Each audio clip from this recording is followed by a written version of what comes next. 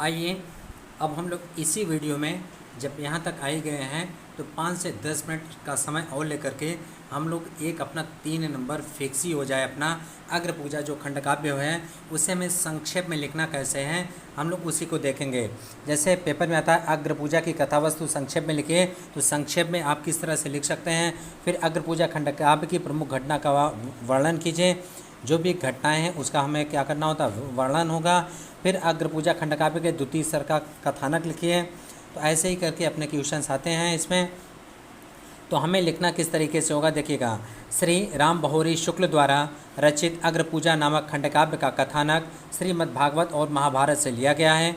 संपूर्ण काव्य का कथानक 6 सर्गों में विभक्त है। उनका सारांश इस प्रकार है।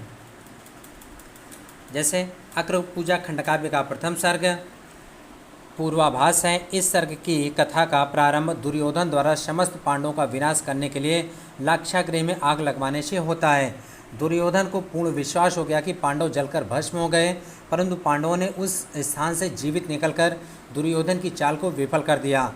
वे वेश बदलकर घूमते हुए द्रौपदी के स्वयंवर मंडप में पहुँचे और अर्जुन ने आसानी से मत्स्यवेद करके स्वयंवर की शर्त पूर्ण की। कुंती की इच्छा और व्यास जी के अनुमोदन पर द्रौपदी का विवाह 5 भाइयों से कर दिया गया। धृतराष्ट्र, भीष्म, द्रोण और विदुर से परामर्श करके सत्य न्याय की रक्षा के लिए पांडवों को आधा राज्य देने हेतु सहमत हो गए। फिर अग्र पूजा खंडकाव्य का द्वितीय सर्ग समारंभ है। सर्ग का प्रारंभ श्री कृष्ण को साथ लेकर पांडवों के खांडव वन पहुंचने से होता है। वह विकराल वन था। श्री कृष्ण ने विश्वकर्मा से उस वन प्रदेश में पांडवों के लिए इंद्रपुरी जैसे भव्य नगर का निर्माण कराया। इस क्षेत्र का नाम इंद्रप्रस्थ रखा गया। हस्तिनापुर से आए हुए अनेक नागरिक और व्यापारी वहां बस गए। युधिष्ठिर को भली भांति प्रतिष्ठित करने के बाद व्यास और कृष्ण इंद्रप्रस्थ से चले गए। फिर अग्र पूजा खंडकाव्य का तृतीय सर्ग आयोजन है। सर्ग की आरंभिक कथा के अनुसार पांडवों ने सोचा कि नारी का अर्थात द्रौपदी कहीं उनके पारस्परिक संघर्ष का कारण न बने। अतः नारद जी की सलाह से उन्होंने द्रौपदी को एक वर्ष तक अलग अलग अपने साथ रखने का निश्चय किया। साथ ही यह भी तय कर लिया गया कि जब द्रौपदी किसी अन्य पति के साथ हो और दूसरा कोई भाई वहां पहुंचकर उन्हें देख ले तो वह 12 वर्ष के लिए वन में रहेगा।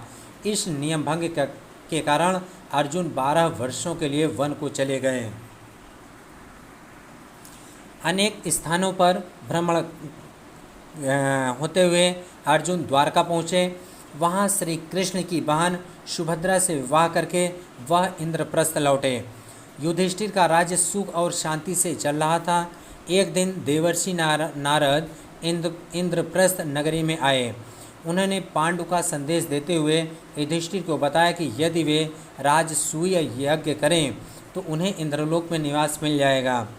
युधिष्ठिर ने चारों भाइयों को दिग्विजय करने के लिए चारों दिशाओं में भेजा। इस प्रकार अब संपूर्ण भारत युधिष्ठिर के ध्वज के नीचे आ गया और युधिष्ठिर ने राजसूय यज्ञ की योजनाबद्ध तैयारी प्रारंभ कर दी। अग्र पूजा खंडकाव्य का चतुर्थ सर्ग प्रस्थान है। इस सर्ग में राजसूय यज्ञ से पूर्व की तैयारियों का वर्णन किया गया है। राजसूय यज्ञ के लिए चारों ओर से राजागण आए। श्री कृष्ण को बुलाने के लिए अर्जुन स्वयं द्वारका पहुँचे। उन्होंने प्रार्थना की कि आप चलकर यज्ञ को पूर्ण कराइए और पांडवों के मान सम्मान की रक्षा कीजिए। श्री कृष्ण ने सोचा कि इंद्रप्रस्थ में एकत्र राजाओं में से कुछ ऐसे भी हैं जो मिलकर गड़बड़ी कर सकते हैं। अतः वे अपनी विशाल सेना लेकर इंद्रप्रस्थ पहुँच गए। युधिष्ठिर ने नगर के बाहर ही बड़े सम्मान के साथ उनका स्वागत किया। श्री कृष्ण के प्रभाव और स्वागत समारोह को देखकर रुक्मिणी जी और शिशुपाल ईर्ष्या से तिलमिला उठे। अग्र पूजा खंडकाव्य का पंचम सर्ग अग्र पूजा है। राजसूय यज्ञ प्रारंभ करने से पूर्व सभी राजाओं ने अपना अपना स्थान ग्रहण कर लिया। युधिष्ठिर ने यज्ञ की सुचारू व्यवस्था के लिए पहले ही योजनाओं को भी वो योजनाओं पहले से ही स्वजनों को सभी काम बांट दिए थे। व्यवस्था के लिए पहले से ही स्वजनों को सभी काम बांट दिए गए थे। श्री कृष्ण ने स्वेच्छा से ही ब्राह्मणों के चरण धोने का कार्य अपने ऊपर ले लिया। जब भीष्म ने गंभीर वाणी में सभासदों से पूछा, कृपया बताएं कि अग्रपूजा का अधिकारी कौन है, सहदेव ने तुरंत कहा कि यहाँ श्री कृष्ण ही परम पूज्य और प्रथम पूज्य हैं। भीष्म ने सहदेव का समर्थन किया। सभी लोगों ने उनका एक साथ अनुमोदन किया। केवल शिशुपाल ने श्री कृष्ण के चरित्र पर दोषारोपण करते हुए इस बात का विरोध किया और श्री कृष्ण के प्रति नाना प्रकार के अपशब्द कहने लगा। श्री कृष्ण ने उसे सावधान किया, फिर भी शिशुपाल न माना और उनकी कटु निंदा किया। अंततः श्री कृष्ण ने सुदर्शन चक्र से उसका सिर काट दिया। 99 गलतियों के बाद 100वीं गलती होने पर उसका सिर श्री कृष्ण ने सुदर्शन चक्र से काट दिया। इसके बाद कष्टम सर्ग। उपसंहार में उल्लिखित शिशुपाल और श्री कृष्ण के विवाद का यज्ञ पर कोई प्रभाव नहीं पड़ा। यह निर्विघ्न चलता रहा। व्यास, धौम्य आदि 16 तत्वज्ञानी ऋषियों ने यज्ञ कार्य संपन्न किया। युधिष्ठिर ने उन्हें दान दक्षिणा देकर उनका यथोचित सत्कार किया। तत्वज्ञानी ऋषियों ने भी युधिष्ठिर को हार्दिक आशीर्वाद दिया, जिसे युधिष्ठिर ने विनम्र भाव से धीरोधार्य किया। आइए एक बार फिर से अग्रपूजा को देख लेते हैं इस कहानी, ताकि यहीं पे याद हो जाए। यहाँ पे देखिएगा अग्रपूजा खंडकाव्य जो है, ये अग्रपूजा की कथावस्तु 2015, 16, 17, 18, 20, 21, 22 अग्रपूजा की कथावस्तु संक्षेप में लिखने के लिए यह आया था। फिर अग्रपूजा खंडकाव्य की प्रमुख घटनाओं का वर्णन 2016-20 में। अग्रपूजा खंडकाव्य के द्वितीय सर्ग का लिखना है तो 2018, 20 और 22 में आया था। तो आइए एक बार फिर से इसको देख लेते हैं। जैसे श्री राम बहोरी शुक्ल द्वारा रचित अग्रपूजा नामक खंडकाव्य का कथानक श्रीमद्भागवत और महाभारत से लिया गया है। संपूर्ण काव्य का कथानक 6 सर्गों में विभक्त है। टोटल 6 सर्गों में ये पूरा संपूर्ण खंडकाव्य विभक्त है और उनका सारांश हम लोग इस प्रकार से देखेंगे। जैसे अग्रपूजा खंडकाव्य का प्रथम सर्ग पूर्वाभास है। इस सर्ग की कथा का प्रारंभ दुर्योधन द्वारा समस्त पांडवों को विनाश के लिए लाक्षागृह में आग लगवाने से होता है। दुर्योधन को पूर्ण विश्वास हो गया कि पांडव जलकर भस्म हो गए।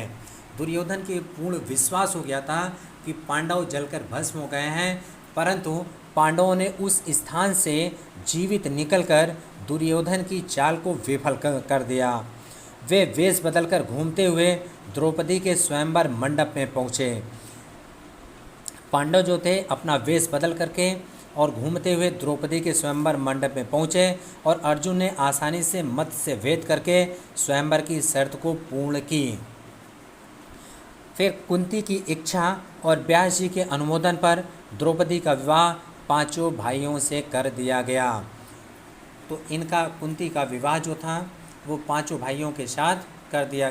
द्रौपदी का विवाह कुंती की इच्छा और व्यास जी के अनुमोदन पर जो द्रौपदी का विवाह था वो 5 भाइयों के साथ कर दिया गया। इसमें धृतराष्ट्र, भीष्म, द्रोण और विदुर से परामर्श करके सत्य न्याय की रक्षा के लिए पांडवों को आधा राज्य दान देने हेतु सहमत हो गए। फिर इसके बाद आता है अग्रपूजा खंडकाव्य का द्वितीय सर्ग सभारंभ है। सर्ग का प्रारंभ श्री कृष्ण को साथ लेकर पांडवों के खांडव वन पहुँचने से होता है। यह विकराल वन था। श्री कृष्ण ने विश्वकर्मा से उस वन प्रदेश में पांडवों के लिए इंद्रपुरी जैसे भव्य नगर का निर्माण हुआ। इस क्षेत्र का नाम इंद्रप्रस्थ रखा गया। हस्तिनापुर से आए हुए अनेक नागरिक और व्यापारी वहां बस गए। युधिष्ठिर को भली भांति प्रतिष्ठित करने के बाद व्यास और कृष्ण इंद्रप्रस्थ से चले गए। अब इसके बाद आता है अग्रपूजा खंडकाव्य का तृतीय सर्ग। तो अग्रपूजा खंडकाव्य का तृतीय सर्ग आयोजन है। सर्ग की प्रारंभिक कथा के अनुसार पांडवों ने सोचा कि नारी अर्थात द्रौपदी कहीं उनके पारस्परिक संघर्ष का कारण न बने। अतः नारद जी की सलाह से उन्होंने द्रौपदी को एक एक वर्ष तक अलग अलग अपने साथ रखने का निश्चय किया। साथ ही यह भी तय कर लिया गया कि जब द्रौपदी किसी अन्य पति के साथ हो और दूसरा कोई भाई वहां पहुंचकर उन्हें देख ले तो वह 12 वर्ष के लिए वन में रहेगा। इसी नियम भंग के कारण, कौन से नियम, जो हम लोग नियम अभी पढ़े हैं, उसी नियम भंग के कारण अर्जुन 12 वर्षों के लिए वन को चले गए। फिर अनेक स्थानों पर भ्रमण घूमते हुए अर्जुन द्वारका पहुँचे। वहाँ श्री कृष्ण की बहन सुभद्रा से विवाह करके वह इंद्रप्रस्थ लौटे। श्री कृष्ण की बहन सुभद्रा से विवाह करके अर्जुन फिर कहाँ पर लौटे? इंद्रप्रस्थ लौटे। युधिष्ठिर का राज्य सुख और शांति से चल रहा था। एक दिन देवर्षि नारद इंद्रप्रस्थ नगरी में आए। उन्होंने पांडु का संदेश देते हुए युधिष्ठिर को बताया कि यदि वे राजसूय यज्ञ करें तो उन्हें इंद्रलोक में निवास मिल जाएगा। युधिष्ठिर ने चारों भाइयों को दिग्विजय करने के लिए चारों दिशाओं में भेजा। इस प्रकार अब संपूर्ण भारत युधिष्ठिर के ध्वज के नीचे आ गया और युधिष्ठिर ने राजसूय यज्ञ की योजनाबद्ध तैयारी प्रारंभ कर दी। अग्रपूजा खंडकाव्य का चतुर्थ सर्ग प्रस्थान है। इस सर्ग में राजसूय यज्ञ से पूर्व की तैयारियों का वर्णन किया गया है। राजसूय यज्ञ के लिए चारों ओर से राजागण आए। श्री कृष्ण को बुलाने के लिए अर्जुन स्वयं द्वारका पहुँचे। उन्होंने प्रार्थना की कि आप चलकर यज्ञ को पूर्ण कराइए और पांडवों के मान सम्मान की रक्षा कीजिए। श्री कृष्ण ने सोचा कि इंद्रप्रस्थ में एकत्र राजाओं में से कुछ ऐसे भी हैं जो मिलकर गड़बड़ी कर सकते हैं। अतः वे अपनी विशाल सेना लेकर इंद्रप्रस्थ पहुँच गए। युधिष्ठिर ने नगर के बाहर ही बड़े सम्मान के साथ उनका स्वागत किया। श्री कृष्ण के प्रभाव और स्वागत समारोह को देखकर रुक्मजी और शिशुपाल ईर्ष्या से तिलमिला उठे। फिर इसके बाद अग्रपूजा खंडकाव्य का पंचम सर्ग अग्रपूजा है। राजसूय यज्ञ प्रारंभ होने से पूर्व सभी राजाओं ने अपना अपना स्थान ग्रहण कर लिया। युधिष्ठिर ने यज्ञ की सुचारू व्यवस्था के लिए पहले से ही स्वजनों को सभी काम बांट दिए थे। श्री कृष्ण ने स्वेच्छा से ही ब्राह्मणों के चरण धोने का कार्य अपने ऊपर ले लिया। श्री कृष्ण ने ब्राह्मणों का चरण धोने का कार्य अपने ऊपर ले लिया था। जब भीष्म ने गंभीर वाणी में सभासदों से पूछा, कृपया बताएं कि अग्रपूजा का अधिकारी कौन है, सहदेव ने उत्तर देते हुए कहा कि यहाँ श्री कृष्ण ही परम पूज्य और प्रथम पूज्य हैं। भीष्म ने सहदेव का समर्थन किया। सभी लोगों ने उनका एक साथ अनुमोदन किया। केवल शिशुपाल ने श्री कृष्ण के चरित्र पर दोषारोपण करते हुए इस बात का विरोध किया और श्री कृष्ण के प्रति नाना प्रकार के अपशब्द कहने लगे। श्री कृष्ण ने उसे सावधान किया, फिर भी शिशुपाल न माना और उनकी कटु निंदा करता रहा। अंततः श्री कृष्ण ने सुदर्शन चक्र से उसका सिर काट करके अलग कर दिया। षष्ठम सर्ग उपसंहार में उल्लिखित शिशुपाल और कृष्ण के विवाद का यज्ञ पर कोई प्रभाव नहीं पड़ा। यह निर्विघ्न चलता रहा। व्यास, धौम्य आदि 16 तत्वज्ञानी ऋषियों ने यज्ञ कार्य संपन्न किया।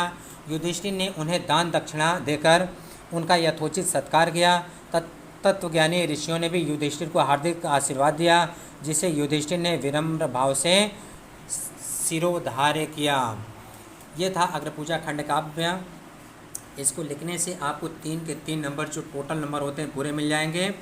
और हिंदी का अगला शीर्ष यानी अगला जो कड़ी होगी हम जल्द ही आप सबके समक्ष प्रस्तुत करेंगे। तब तक के लिए बहुत बहुत धन्यवाद आप सबका।